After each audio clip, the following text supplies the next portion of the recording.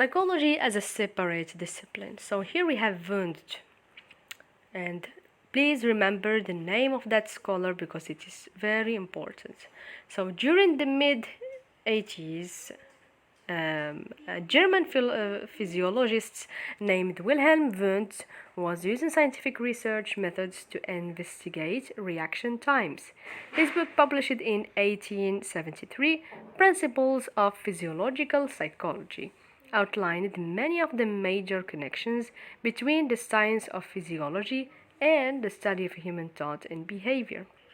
He later opened the world's first psychology lab in 1879 at the University of Leipzig. This event is generally considered the official start of psychology as a separate and distinct scientific discipline. How did Wundt view psychology? He perceived the subject as the study of human consciousness and sought to apply experimental methods to studying internal mental processes.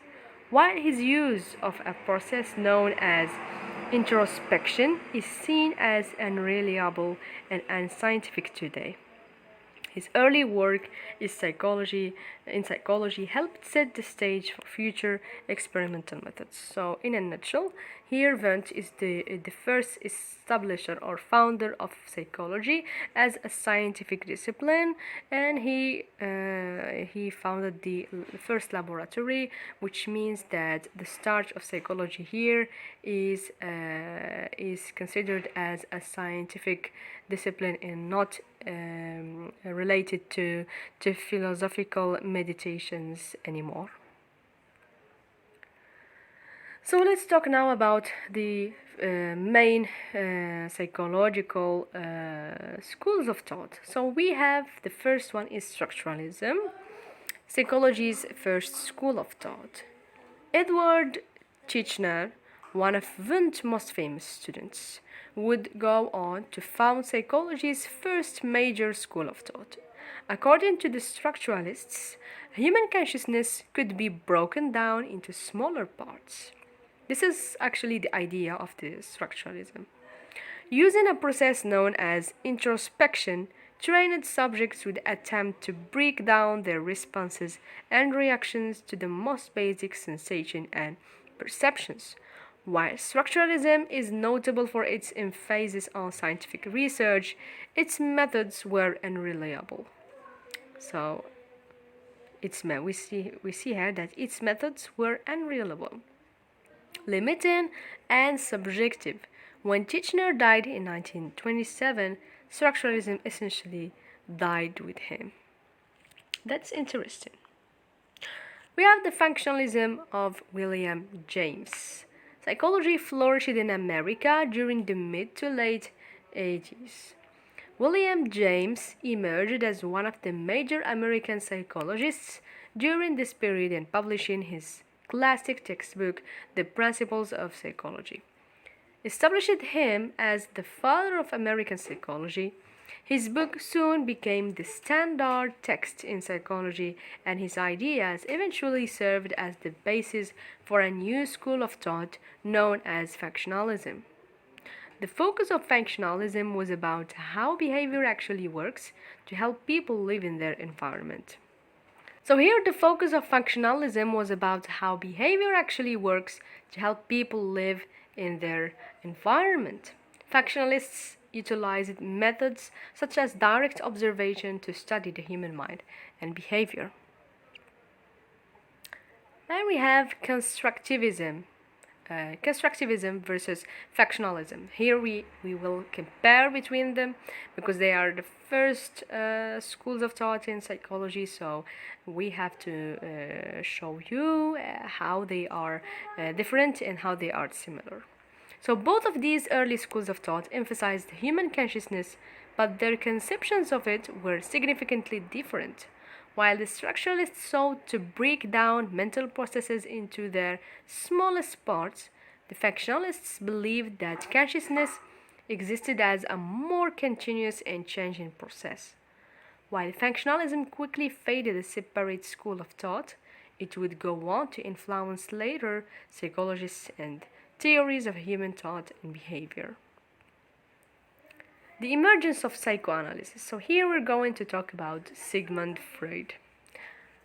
Up to this point, early psychology stressed conscious human experience, and an Austrian physician named Sigmund Freud changed the face of psychology in a dramatic way, proposing a theory of personality that emphasized the importance of the unconscious mind. Freud's clinical work with patients suffering from hysteria and other ailments led him to believe that early childhood experiences and unconscious impulses contributed to the development of adult personality and behavior. In his book, The Psychopathology of Everyday Life, Freud detailed how these unconscious thoughts and impulses are expressed often through slips of the tongue, known as Freudian slips, and dreams. According to Freud, psychological disorders are the result of these unconscious conflicts becoming extreme or imbalanced. So we are going to talk about the psychoanalysis in another video, inshallah, and explain it deeply in order to understand the psychoanalysis.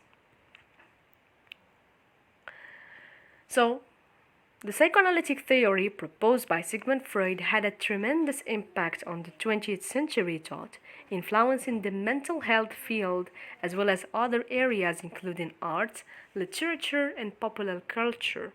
While many of his ideas are viewed with skepticism today, his influence on psychology is undeniable. So let's open this part with a question that we are going to talk about in the later videos on psychoanalysis. How psychoanalysis influenced the field of psychology. And we have here the behaviorist thought, the rise of behaviorism. Psychology changed dramatically during the early 20th century as another school of thought known as behaviorism rose to dominance. Behaviorism was a major change from previous theoretical perspectives, rejecting the emphasis on both the conscious and unconscious mind. Instead, behaviorism strove to make psychology a more scientific discipline by focusing purely on observable behavior. Behaviorism had its earliest start with the work of a Russian physiologist named Ivan Pavlov. And we are going to see in other videos, inshallah, about psychology, the experiments of Ivan Pavlov on his dog, which lead him to have to draw some conclusions about his school of thought. Pavlov's research on the digestive systems of dogs led to his discovery of the classical conditioning process, which proposed that behaviors could be learned via conditioned associations. An American psychologist named John Watson soon became one of the strongest advocates of behaviorism, initially outlining the basic principles of this new school of thought in his 1913 paper Psychology as the Behaviorist Views It. Watson later went on to offer a definition in his classic book Behaviorism, writing, "Behaviorism holds that the subject matter of human psychology is the behavior of the human being. Behaviorism claims that consciousness is neither a definite nor a usable concept. The behaviorist who has been trained always as an experimentalist holds further that belief in the existence of consciousness goes back to the ancient days of superstition and magic." The impact of behaviorism was enormous, and this school of thought continued to dominate for the next 50 years. Psychologist Skinner furthered the behaviorist perspective with his concept of operant conditioning, which demonstrated the effect of punishment and reinforcement on behavior. While behaviorism eventually lost its dominant grip on psychology, the basic principles of behavioral psychology are still widely in use today. Therapeutic techniques such as behavior analysis, behavioral modification, and token economies are often utilized to help children learn new skills and overcome maladaptive behaviors, while conditioning is used in many situations, ranging from parenting to education.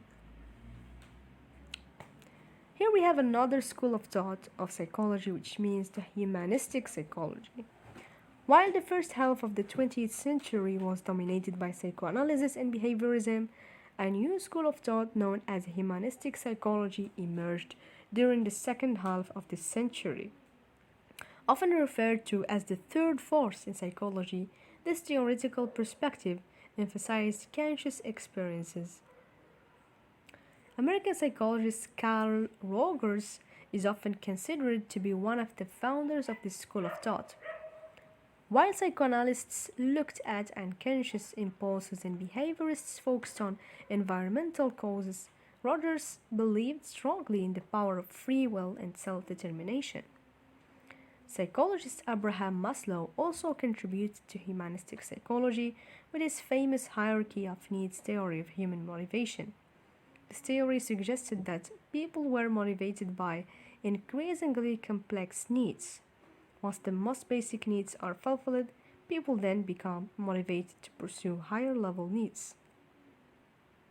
And then we have the last school of psychology. It is actually not a school, but it is the latest scientific method, which is the most successful one in our age, in order to learn the mental processes and behavior of human beings, which is called the cognitive psychology. It is a modern school of psychology, or contemporary. We can say a contemporary one.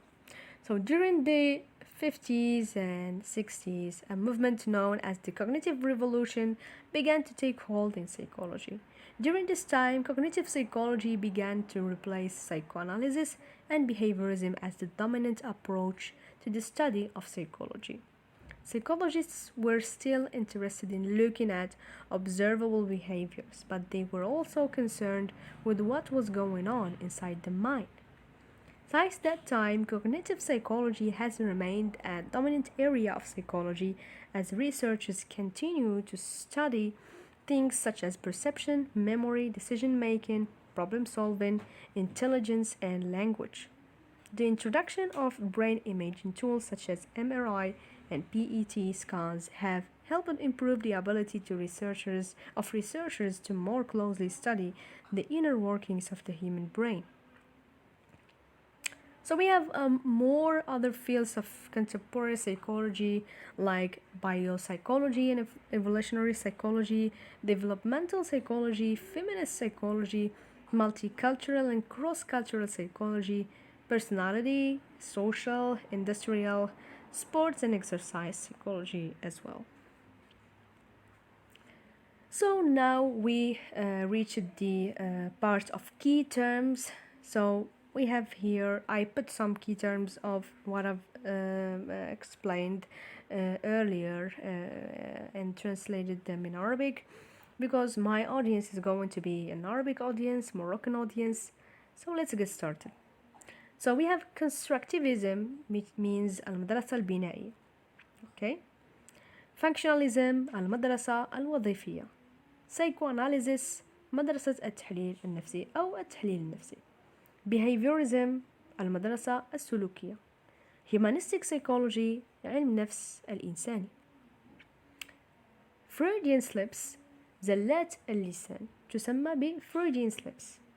Consciousness الوعي. Unconsciousness اللاوعي. Stimulus هو محفز, but stimuli جمع محفزات. Conditioning التكييف ديال behaviorism. Reinforcement التعزيز. So thank you so much for watching this video. That's all, and I wish that you follow me on that channel in order to get updated with more videos on psychology and other interesting fields in your channel Moroccan Academics.